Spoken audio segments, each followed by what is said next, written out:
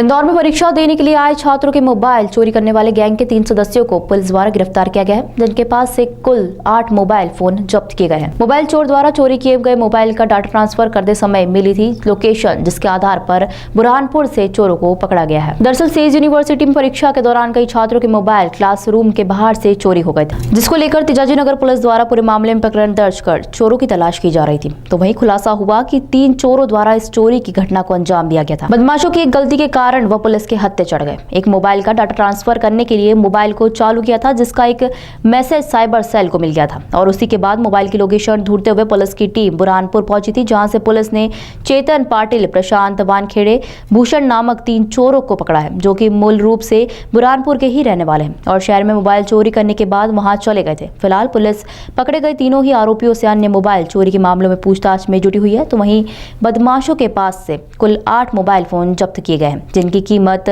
1 लाख रुपए बताई जा रही है। जी, दिनांक 20/5/2023 को सेज यूनिवर्सिटी जो थाना तेजाजी नगर क्षेत्र अंतर्गत आती है, वहाँ पर एक एग्जामिनेशन चल रहा था। एग्जामिनेशन में जैसा रूल होता है कि जितने भी अभ्यर्थी रहते हैं उन सभी के मोबाइल से इलेक्ट्रॉनिक डिवाइसेस को बाहर रखा जाता है। तो वहाँ पर जितने भी परीक्षार्थी थे उनके मोबाइल बाहर रखे गए थे। उसमें एग्ज़ाम ख़त्म होने के बाद वहाँ से करीबन 8 जो अभ्यर्थी हैं उनके द्वारा हमें शिकायत दी गई थी थाना तेजाजी नगर में कि उनके मोबाइल्स जो उन्होंने बाहर टेबल में या कुछ बैग्स में रखे हुए थे वो चोरी हुए हैं।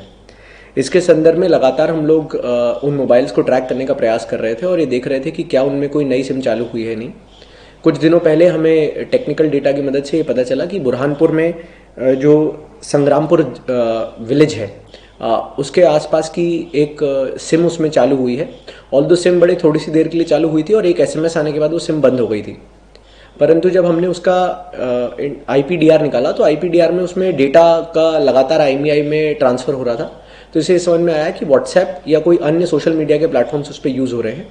इन सभी जानकारी के साथ जब हमने रेड करी तो करीबन 8 फ़ोन हमें बरामद हुए हैं, जिसमें 3 आरोपी चेतन पाटिल, भूषण वानखेड़े और प्रशांत वानखेड़े, जो सभी संग्रामपुर जो पुलिस थाना है शाहपुर वहाँ के निवासी हैं। तीनों में से एक जो चेतन पाटिल हैं वो MBA की तैयारी भी कर रहे थे और अभी MBA की पढ़ाई के एडमिशन के लिए ही उस दिन सेज यूनिवर्सिटी में आए हुए थे। जो भूषण वानखेड़े और प्रशांत वानखेड़े हैं ये भी उन्हीं के साथ के रहने वाले हैं, उनके दोस्त हैं, परंतु वहीं बुरहानपुर में खेती किसानी करते हैं।